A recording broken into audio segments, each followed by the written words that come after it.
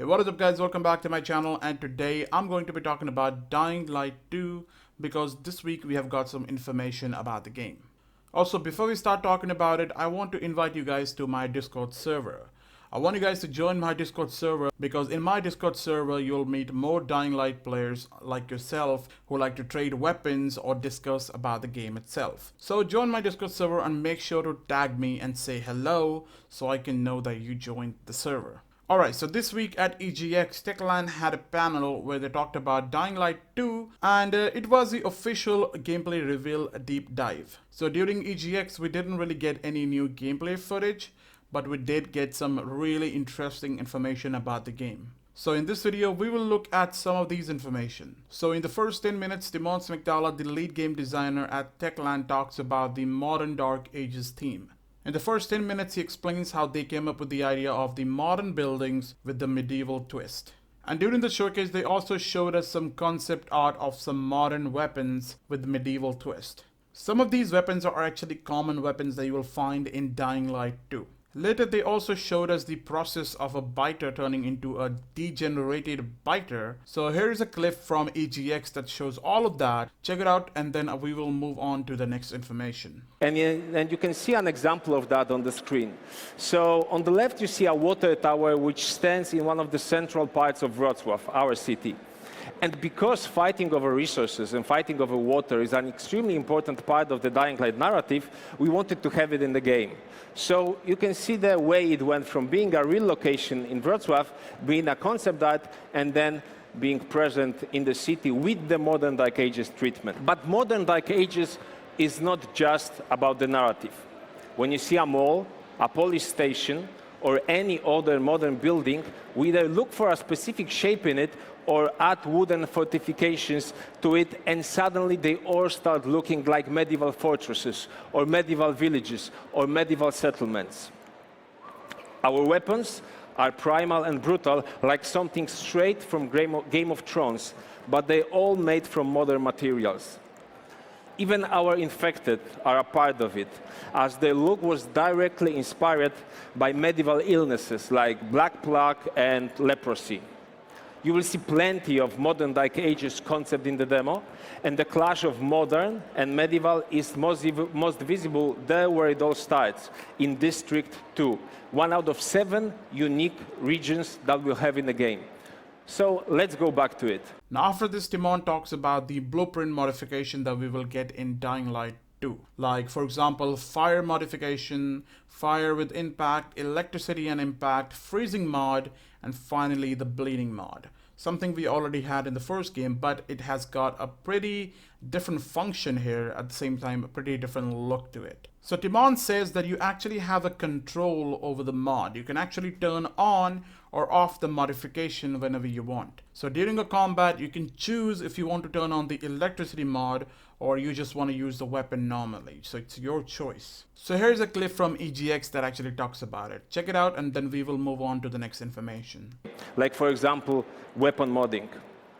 So in Dying Light 1, you could modify your weapon with a schematic for something which we called the electrical impact. Basically an attack which could, if you hit an enemy, he would fly over and some sparks would go flying. But in Dying Light 1, it was all based on chance.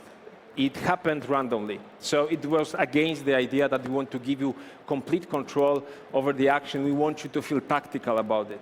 So in Dying Light 2, effects like this need to be activated first, first you need to find a correct moment to activate them, to do it. But when you do it right, you always know what will happen when you swing your weapon, and that gives you more control, and that connects you more with the experience. So once again, let's see how this looks in Dying Light 2. So activate it, and then the effect. Now after this, in the rest of the EGX, they only talk about the stuff we already know. So for example, like choices and consequences, double the parkour moves, these are the stuff we already know, so there was nothing special here. But during the Q&A part, there were some really interesting questions. So some people have asked really good questions, and I'm gonna actually play the clips of those questions at the same time Timon actually answering all of those questions. So I have picked some of the questions that was actually really good. So one of the questions was asking about the total number of endings and choices you're going to have in the game. So this is what Timon said. Okay, so there are quite a few different endings to the game. But to be honest, we don't obsess over them as much because the narrative is just one part of it. I think the biggest thing for us is, and we hope it will also be the biggest thing for the players, is the state they will leave the city in after they complete the game. Because this is where really the magic happens. I think all of us, or majority of us here, played a game with non-linear narrative that leads to one out of many endings. But there aren't that many games that actually allow you to change the world around you and the gameplay mechanics inside. And this is also very important for us because Dying Light 2, the same as Dying Light 1, supports co-op. And you can play the game in 4-player co-op. And the thing is that when you play the game, you always understand who is the host of the game, so you play in the world of the host. But then the next evening, one of the guys from your group can invite you to his own world, to his game session.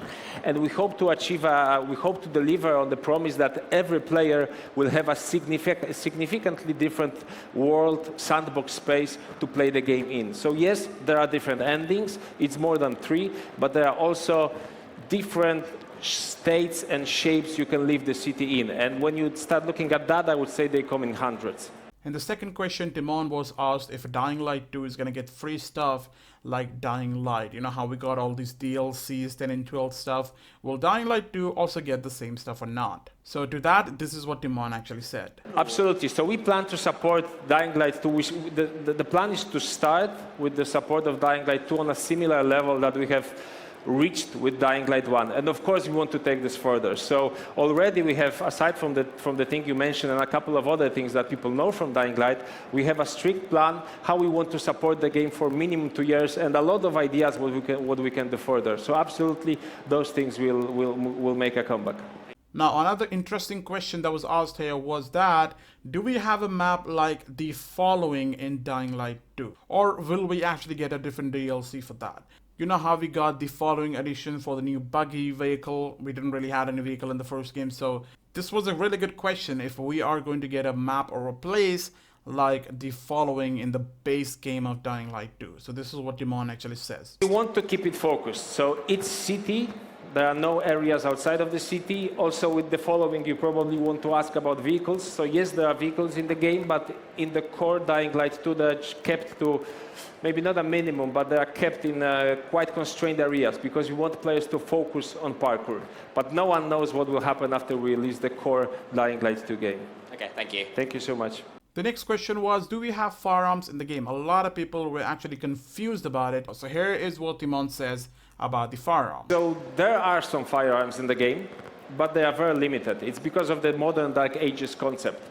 See, the society have gone back like to medieval times. We lost the governments, we lost the technology as well. So basically, people aren't really able to produce firearms as we know them today. So there are firearms, but they are different. They have this DIY feel to them. And if someone has a firearm from the pre-apocalypse, it's basically like a sorcerer that has like a magic wand. So it happens in the game, but it's limited so that like the real guns, rifles, shotguns, they are limited to specific moments where you really see someone extremely powerful doing something extremely powerful. The next question was regarding the co-op thing. So if you play co-op with your friend, who is actually going to be making the choices? So Timon answered to that with this. Yes, so this is something that we had a lot of discussions about in the studio. And yes, when you play in the host's world, he makes the choices. It's very important for us because then if you play with, I wouldn't say random people, but just people, they can mess the game for you. And because when a choice happens, the game saves and you have to live with the consequences. So we didn't want to allow that. So yes, the host makes the choices, but what happens when you play in co-op, you see suggestions from other members of the team. So this is a way for us so you can guide the host what you think he should choose. But it's up to him what he chooses. Okay, thank you. Thank you so much. In the next question, we were asked about the collector's edition for Dying Light 2, something that everybody wanted to know. So this is what actually Timon said about it. But yes, there will be a collector's edition for Dying Light 2. I cannot reveal more, but yes, it will happen. Great, thanks. The final question that I chose for this video was, is GRE making a comeback in Dying Light 2? The answer to that was yes, they will be making a comeback. Watch this clip. Will the GRE make a comeback in Dying Light 2? Can I say it? Yes, it will. So guys, that was basically all the questions and info we got about Dying Light 2 during EGX. Let me know in the comments what you think about it. Also, the link for the whole live stream will be in the description. It is a Twitch link, so make sure you watch the whole live stream if you want to check more information. Maybe you don't really know more about the game, so you can actually learn everything about it from Timon. So go check it out. Also, thank you for watching, and I'll see you guys in my next video. Good night, good luck.